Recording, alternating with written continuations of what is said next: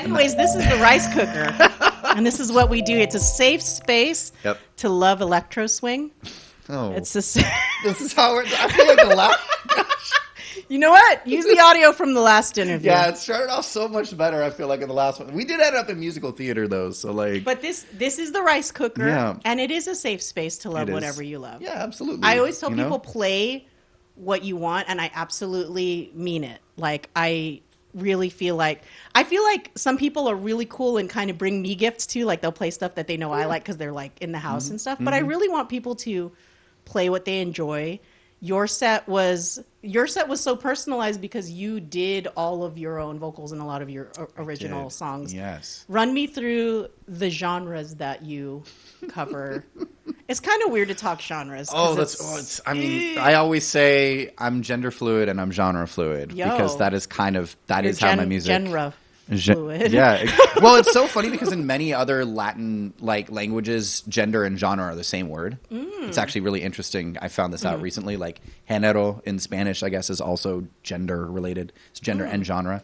So one and the same. I'm there's more than two genres. The Latin says it's right. Yeah. Exactly. Like. So yeah. Speaking of more than two genres, I'm like trying to. How many things do I reference? In what I sang, I definitely obviously have a lot of vapor, retro, kind of dark wavy sort of elements to my tracks. I think a lot of the ones that I've made so far have been a bit more down tempo, a little bit more deliberate rather than overall dancey. But gosh, I take a lot of influence from house music, a lot of disco, classic 70s and 80s. We get into city pop, we get into jack swing, we get into and then just the modern iterations of future funk and vaporwave and all of that. And so many more things I think have influenced my creations, my songs. Your theyfriendness. My theyfriendness. I love that when we see your name on a flyer, we know what's up. Yeah, exactly. I can't be the Initial Rhi. I can't add another layer to Initial they. Initial they. Initial Rhi. I said, what did I say? Something weird. Oh, we were talking about there's a YouTube channel called A Man and His Land, and I was like, but if I had land, would it be a they and they land? I think it would. Yeah. Homestead channel coming soon to YouTube. Ooh, is that happening? We're getting an Earthship? When it's time to leave society and build a cabin in the woods, a they and they land is going to be it.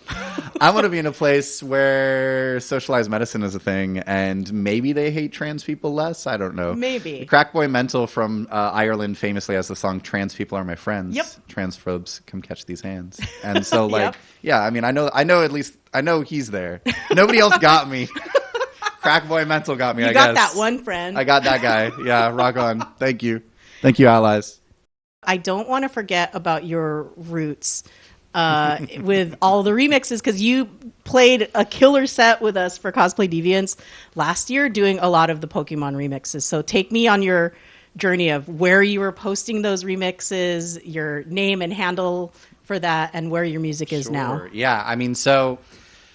my musical background, when it comes to Almighty Arceus, which is that handle, that is my Pokemon remixing handle that I've had since 2010. When YouTube was first becoming a thing, I was really big on listening to remixes there. There was Poke Remix Studio and Cat333 Pokemon and all these other little creators that as soon as YouTube was a thing started uploading their D&B mixes and stuff. And I was like, wow, this is so cool. I would want to do something like this. I never really even thought about remixing something from a video game. And so I started getting into forums, early high school, starting to build my community with folks that also liked this kind of thing. And it's so interesting. There's such a hyper specific niche. It was at the time it was YouTube musicians who are remixing specifically, not even just any video game, but Pokemon specific. On Overclocked. And then, there's Overclocked remixes, which is the larger video game remixing community at the time. And then this little subset, which is all Pokemon remixes all the time. And to this day, Pokemon has remained a very ubiquitous sort of content thing on its own across social media, especially YouTube. Like there's still there's PokeTubers. It's so weird. Oh, absolutely. The people that I'm going to go to Japan for 3 months, go to every single Poke Center. And buy they go to all the Poke Centers. They do card openings, whatever. And it's so interesting to me. I mean, it makes sense because Pokemon is the number one earning media franchise in the entire world, which is wild to me. But you have Star Wars, you have Marvel, you have all these broader universes, and then you have Pokemon, and which is just a creature collector, and you wouldn't expect it, but there's this big interest in it. And I've always just really loved the music from the franchise. I mean, as somebody who was making their own songs and stuff, I thought the tracks that were in game were really just inspiring and cool. And so did a lot of other people. So I got a lot of positive reinforcement for that.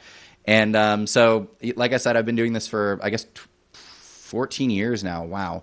And half of that time I've spent doing the Mega Mix project, which has been a whole bunch of other video game creators, a lot of Pokemon creators who will contribute their own remixes to a larger compilation. And kind of like what I was talking about earlier around gatekeeping, the whole philosophy with that project is, with Overclocked and all of these other forums when I was first starting out, they were cool to kind of see the expansive world, but I was still so new that I definitely was not on the same tier as everyone else. And so it was hard to get people to help me out when it was obvious I was a young creator. I didn't really know what I was doing. So everyone has a start, though. They all have a start point. Yeah. That's the thing. And so that was my philosophy too. It's it would be really cool if the project that I put on was the starting point for some folks. And it has been. There's people who literally go to music school because they started making music in the Mega Mix project. A lot of people who are classically trained now, their first, and for a lot of us, only exposure to classical music or jazz music, live music in some instances, is what they hear in video games. So that's just the literacy entry point for all of us. Definitely. I'm sorry I didn't, learn the violin because I went to a concert hall, someone probably learned it because they heard it in a Pokemon song.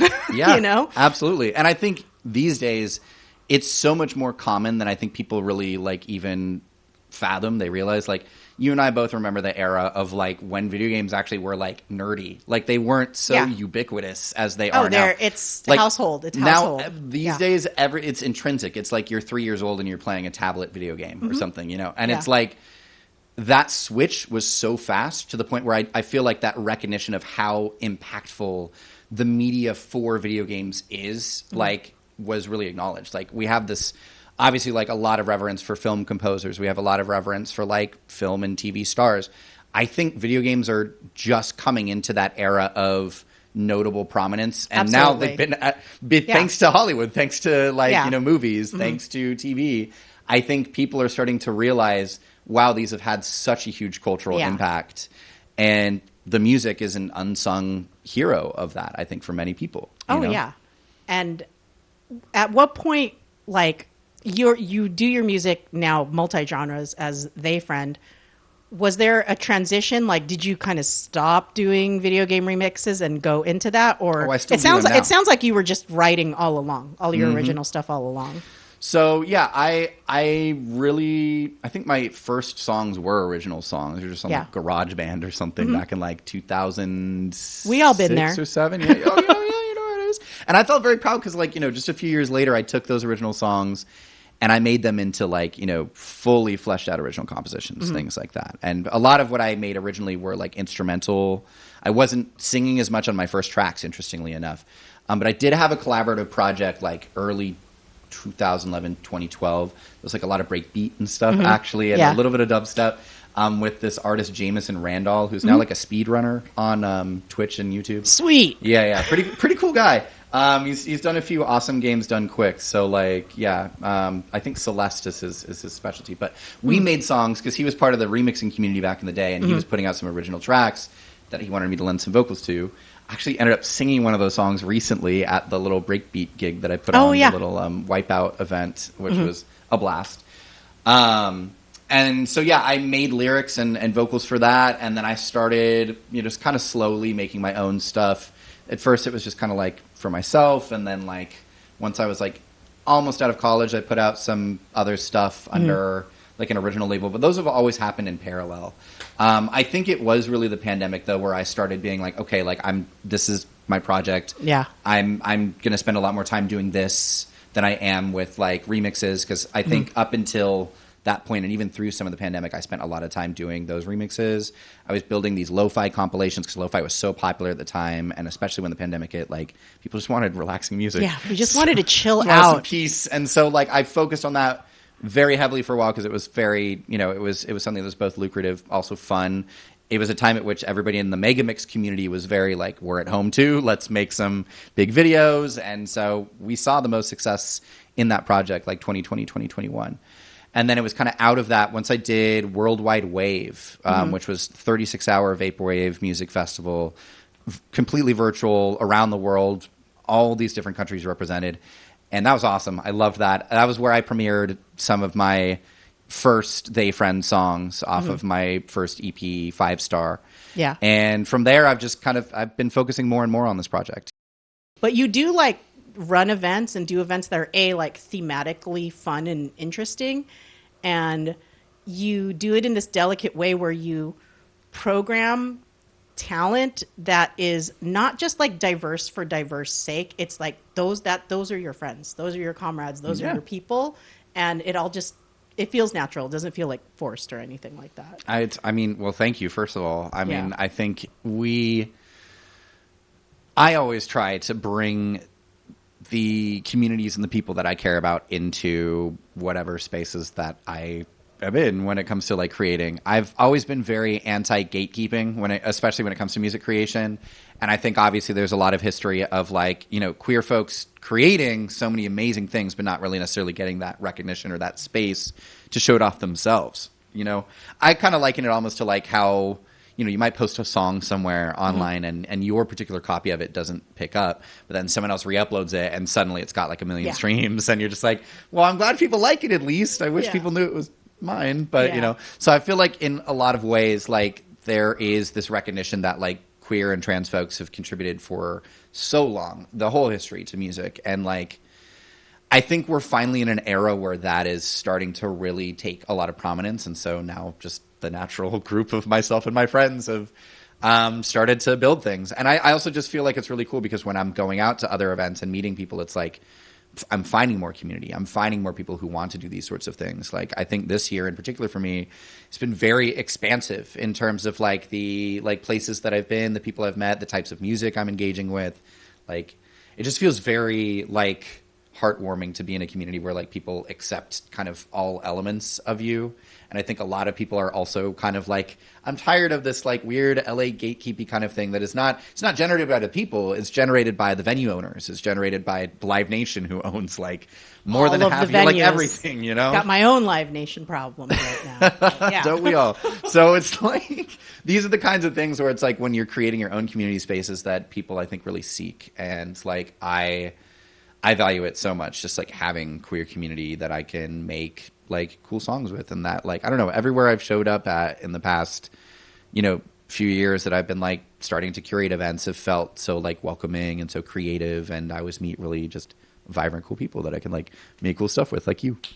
Yeah, I mean, and when I was getting into the music scene, old enough to drink or even old enough to go to a club, there was really like one image of what a queer gathering space was, and it was a very like cis queer image. It was all about men. It was all about white men. The only sponsors for anything were beer and tobacco companies, Yeah. And so to have that presented to me as a young person, a young brown person, a young person who did not know what non-binary was yet, and to be like, okay, I guess that's like my only option, and then to get older, get deeper into scenes, and to see the scenes become more niche in a way that does not segregate, in a way that's very respectful. Like we can be everything everywhere all at once now with our likes and our loves, and everyone understands that now.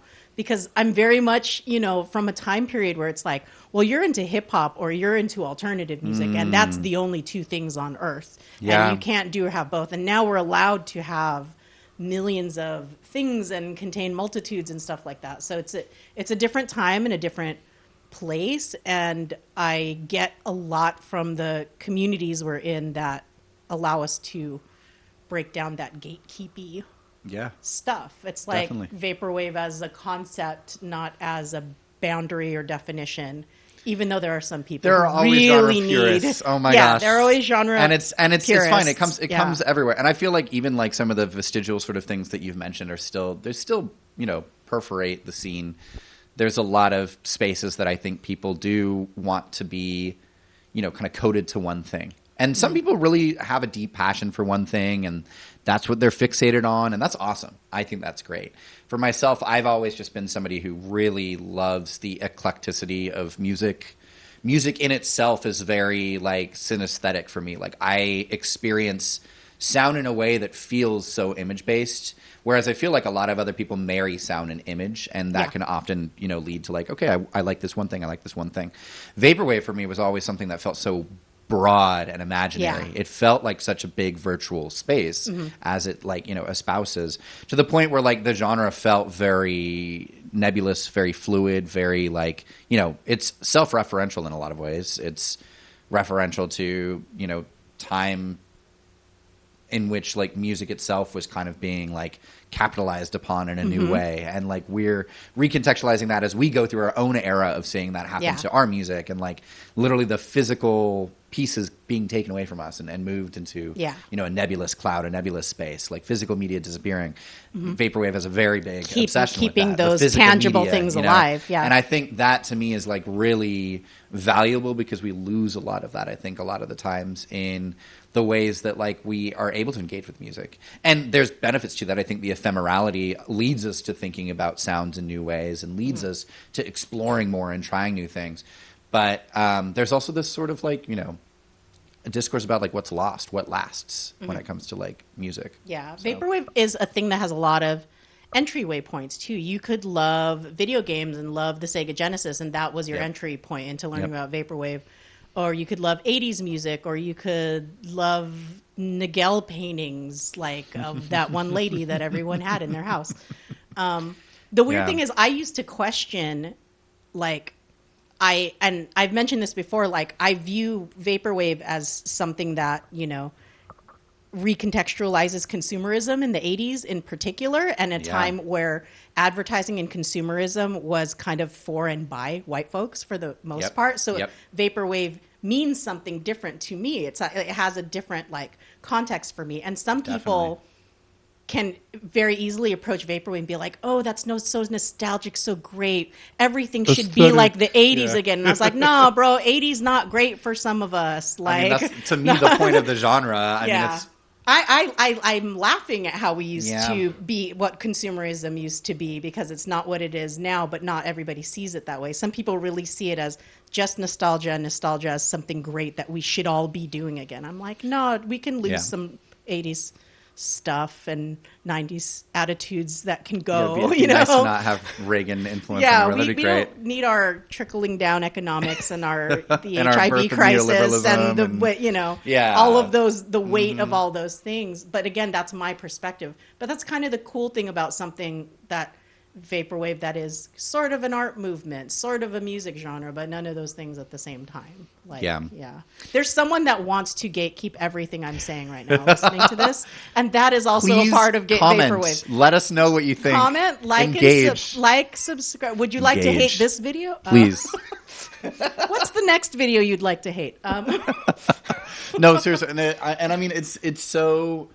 I've had this take for a while, so if we're getting into the comments, let's go. More angry comments. Actually, you know what? I have in these conversations with DJs, because we're talking about DJ cultures, we do end up kind of talking about how what we do and how we flow is affected or circulated through social media. So it comes up all the time. Sure. Yeah. Comment section. I mean, that's the thing. Yeah. And for me, I feel like honestly, if we want to talk about that piece real quick before I kind of go back to the thread, is like I say that I've immunized my social media in a lot of ways, and that like I've never really cared about like gaming the algorithm. I have myself personally not invested in SEO or other things that I think a lot of current content creators do.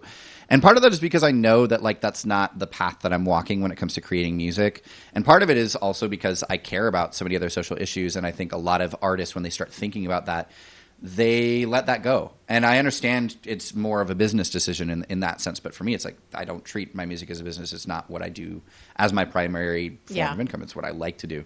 So like my social media is like, it can be jarring at times, I think, for some folks, because I'll post my music and then I'll post, about like what's going on in Palestine and like the genocide or like other social issues, housing crisis, the things that are important to realize, to many people that are in my community that we're talking about like creating spaces for queer folks, trans folks. We're talking about like these sort of marginalized spaces.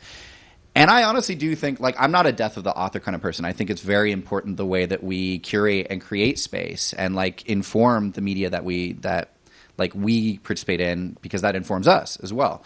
So, like, our spaces, I think, and the way that I present music and the way that I show up brings that element with me. It's not a separate part of me. I think Charlie XCX said, "Oh, my music isn't political." I'm like, that's a shame, And I also think it's a lie. But guess what, babe? You walk into the room as a woman, and you are a political topic. Here's politics. And here's politics. Here's someone trying to take your rights away just because you walked in the room. Yeah. So it is a shame, and I saw a lot of discourse about, especially in the last year, young DJs, young male DJs in particular.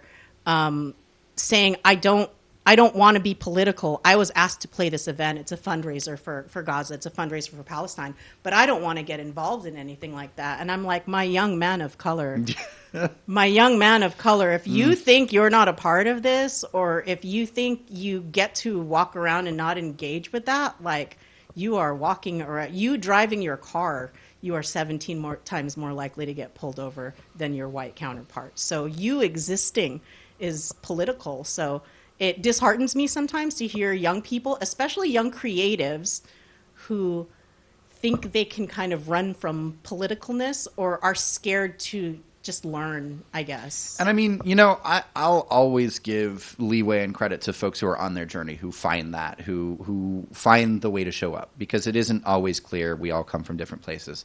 I think in many ways, though, I've noticed folks just decide to stop themselves of whatever their background is. And it's hard. It's something that like takes conscious thought. It takes effort, but it's an effort that I think at the very least we need to afford, like kind of, I guess, to loop it back to, bring your whole self, bring your whole self, right? Like show up with everything. And so this is to go back to the conversation about like Vaporwave as a genre.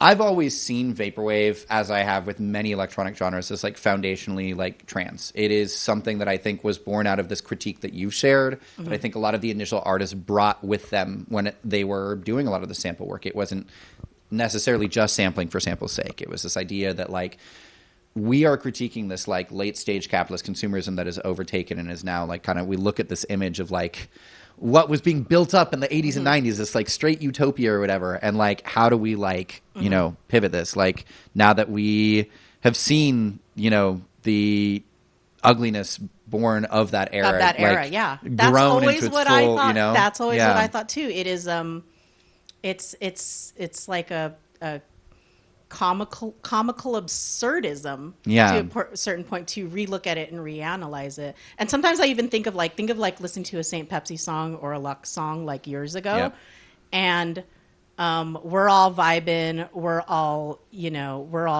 fresh from the dispensary, we're all vibing to this music. And if you think about it, Vaporwave at its best, and upon discovery, sounds like capitalism melting. Yes. Yo, that's a great way to put it. Right? Absolutely. Like, is that... and part of me is like, everyone's getting this, right? But no, not everyone's getting it like the way I'm feeling. But that's how I felt about it. I was like, here I am, vibing after work, listening to Vaporwave, regulating myself with what I can get from the dispensary, because I have to go to work the next day and I'm stressed out. Yep.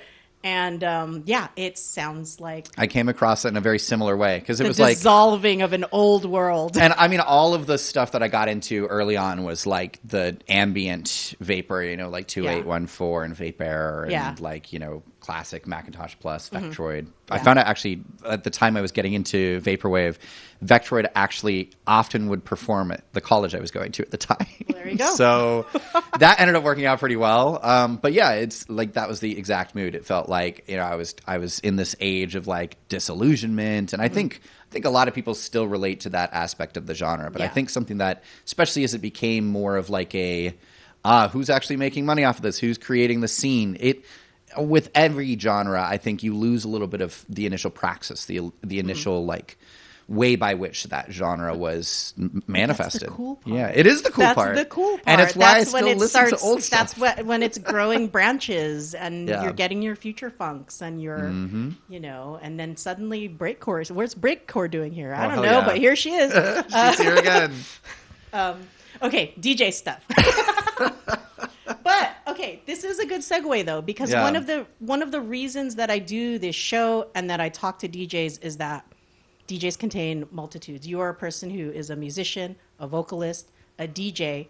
You are passionate about the causes that you work in your day-to-day life. You, I don't know what to call your. It's housing, but it's so much more. Like, what would you say that passion is? I mean, I would say. I was about to say social justice warrior, but like, no, I'm like a real like. So when I put DJ and social justice warrior as your title, that's okay, right? I would say it's on the form. You're gonna have to fill it out. Call me an advocate because, like, I mean, I don't know. Advocate. It's a very inexact sort of science. It's nebulous, you know, in terms of like, I always come at it from different angles. I'm working in a whole bunch of different spheres to like advocate for folks who are like, you know, unhoused, who are housing like insecure, things like that is like kind of what I do. Because I feel like thematically, like your day job is like to bring that good into the world. Like what would it mean? And I like getting different people's definitions of this. What does it mean to create positive DJ culture these days? You know, we talked a little bit about scenes and gatekeeping and promoters in the old days. Like what does successful positive DJ culture like look like for you when you see it, or what would you like to see? So I'm gonna use an example. I'll shout someone out. Shout out to Made to Move. They're a great collective in downtown Los Angeles. They've been operating for over 6 years now. And when I think of like positive community, that's one of many examples. Crystal Nostalgia is another really great example as well.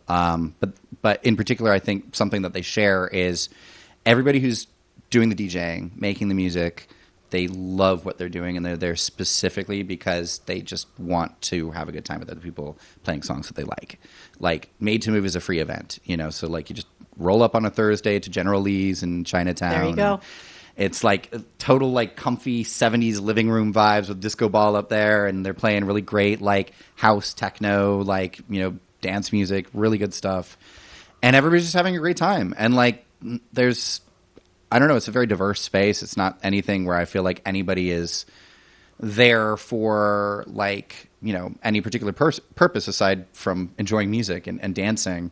I think we've talked about this before. Maybe this was our last interview. Maybe. But the ability to dance, seeing particularly like straight cis men dancing and comfortable to do so, is something that's weird, indicative of like a really positive DJ and music environment. And I know, like okay, like why are we sitting here worrying about cis men's faces? But I just feel like men in particular don't feel safe dancing, have been taught that it's effeminate, had been taught that you're weak if you do it.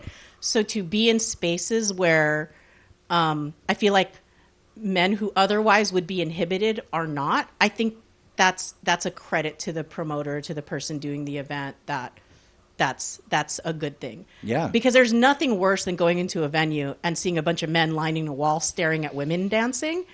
And that's a bummer. It's like I think the crux of, you know, what I hear over and over again is what people want in positive DJ culture is to be there for the music and be there for the vibes first. Yeah. And if you meet someone, cool. If you have a drink, cool. But it shouldn't be like, I'm going to go get schmabby, spend half my paycheck. And as a promoter and as a person who produces events, I believe unanimously we all wish we could have a lot of people have a great time, have a good functioning, safe venue, and not have to sell alcohol in order to do that. Yeah. So, It's a big part of the model for sure. I think and especially for smaller creators, like they often will prefer to just do a bar minimum, so that they don't have to book out a space. Mm-hmm. So there's always these layers of, financial like barriers that exist, I think, for putting on certain events. But I also feel like a lot of the things that you described as well, it's like people are aware of like that space, and it's something that is, it's a very specific and like particular, kind of different than I think like what we the participate vibes in, that we go for, which is like I don't think most of the folks that are coming to the events that we're putting on or that we go to are like there just to get messed up and like whatever. It's like they're there because they like the music that's being put on. They like the vibe, like the people, scene, they like the vibe, they like where it's at, and they're looking to have a good time with that, So long as that's there, I feel like that represents positivity. I know that's very general. I mean, I think I could get deeper into like what actually, inclusivity, but I think we've already kind of talked, a bit about like the benefits to like, what that brings. Yeah. So, and I also feel like that is the cool rise of the house party channel, like the Twitch streams that are friends barbecues, gatherings at a park. Yeah. Michael Dante did a really great job with coining grandma's living room for, Black House music. Yeah. But I feel like that's where it comes from, because we're like back to the 60s. Like back in the 60s, Black folks, Mexican folks, Asian folks started their own discos in high school gyms and backyards, and I don't know, the Rotor Club. Like they were doing it wherever, because they had their own Live Nation problem and couldn't get into real venues in LA. A little bit more than just a Live Nation problem. I don't know what that problem was a called back then. Racist nation problem. It was straight up a segregation problem. Yeah. But seeing spaces being created small again, seeing people promote house parties, backyard parties, like I'm all about that. I'm from a snitches get stitches neighborhood. We can party till like 3 here. I would never survive in one of those neighborhoods who like calls the cops if your children are laughing. Which I have had friends who live in more posh neighborhoods than this, who have had neighbors call the police with a noise complaint because children were laughing. So I'm like, let's rage in the yard. I feel so bad for those folks. Gosh, I hope to never live there. We need to fight for our right to party. Like absolutely every day. My gosh, like. You see why I choose Dublin, because I'm like, I know if I want to party out there, like I'm going to be able to, like. That would be so sick, though, if you did. Honestly, like a little, like, dance in the forest, folklore, that kind of thing. Absolutely. It would be very pagan. Middle Earth. It'd be very pagan. Pagan. Absolutely. Go full Gaelic. I'm ready. Okay. So you can find theyfriend at theyfriend music on Instagram. Don't use Twitter or whatever it is anymore. I'm really just on Instagram at this point with that one. But you can also search me up on Spotify, SoundCloud, wherever you can find music as theyfriend specifically. Do you do Bandcamp? I do Bandcamp as well. In fact, actually, my Bandcamp in particular has some releases that are nowhere else. They're not on SoundCloud. They're not on Spotify. My Bandcamp in particular has an EP that I released last year called Shadow Thoughts, which is just a little Halloween compilation of some things that may or may not go up on streaming later. I don't know. I haven't decided yet. But, if you don't want to deal with my mental lottery on this, you can download it now at theyfriendmusic.bandcamp.com. That's where you can find anything and everything that you would ever desire to hear from me. I have several different... I also have some, like, house remixes on there. Basically anything. It's like stuff that I haven't released and stuff that I'm not sure if I should release to streaming. You know what I mean? You never know. You don't know who's going to come after you for some things. So I know. But my Pokemon stuff, search Almighty Arceus. You can find me on YouTube, on Spotify, etc. I don't have a separate Bandcamp for Almighty Arceus. But for the Pokemon Megamix, or I guess now it's the VG Megamix, you can find that at PokemonMegamix.bandcamp.com. You have years and years and years worth of not just my own remixes, but the remixes of the community that I've helped put together. Nice. Well, thank you, Almighty Arceus and theyfriend, one in the same, but also just the homie Jordan for being the homie. You know it. And thank you for coming on the rice cooker. Thank you for helping me get this interview back. Much love. I'm running this channel by myself, and it's a lot harder than I thought. Oh, yes. YouTube is an undertaking, that's for sure. Nice. Okay, so hopefully this camera's still running, and we're going to say later on, rice cooker. See you, rice cooker.